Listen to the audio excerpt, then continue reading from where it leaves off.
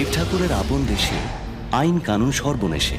সাল বদলেছে, কাল বদলেছে, কিন্তু সুকুমার রায়ের ২১শে আইন আজও আছে বেহালার এই বাড়িতে। বলো, আর দিচ্ছি তোমার দাঁড়ার জন্য। একটু লেট হয়েছে বলে হাতে একটা লাল দাগ দিয়ে দিল।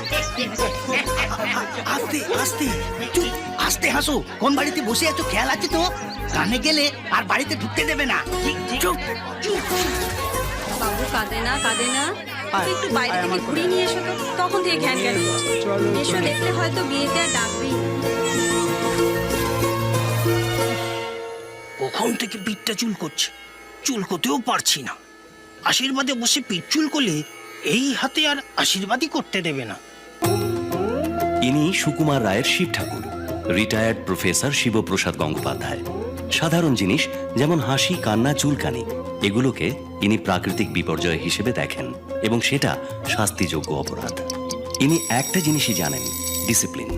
আদর্শে বিবেকানন্দ, প্রতিজ্ঞায় নেতাজি সুভাষ, আর মেজাজে হিটলার। পরিবারের জন্য তিনি ২১শে আইনও তৈরি করে রেখেছেন যে ১০০টা ভুল করবে তাকে বাড়ি ছেড়ে চলে যেতে হবে।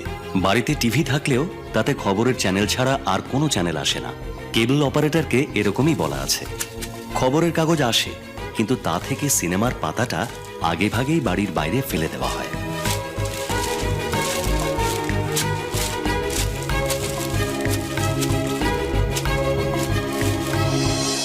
नमः ब्रह्मण देवाय गो ब्राह्मण हिताय च जगद्धिताय कृष्णाय गोविंदाय नमो नमः। বোমা কোটোটা ধরো। শিবপ্রসাদের স্ত্রী অপর্ণা, এনার ভুলের সংখ্যা ১৩। ইনি বাংলা সিরিয়ালের একনিষ্ঠ ভক্ত। বাড়িতে দেখা নিষেধ বলে লুকিয়ে পাশের বাড়ি গিয়ে টিভি দেখে। শিবপ্রসাদের মেয়ে কবিতা, হাউসওয়াইফ। ইনি স্বচ্ছ ভারতের একজন আদর্শ সেবিকা। ময়লা দেখলেই পরিষ্কার করে দেয়। ভুলের সংখ্যা ১৬। কবিতার স্বামী বিকাশ, আদি বাড়ি বোকারো, একটা প্রাইভেট ব্যাংকে চাকরি করে। চাকরির জন্য ঘর জামাই থাকতে হয়, ফলে তার নামেও খাতা তৈরি হয়েছে। ভুলের সংখ্যা ৯। ভকাই, শিবপ্রসাদের বড় নাতি। ভুলের সংখ্যা ০।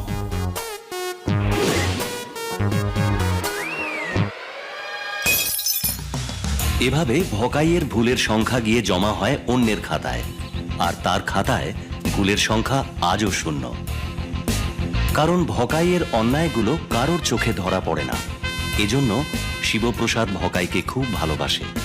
বাড়িতে এই একজনই আছে যে এখনো কোনো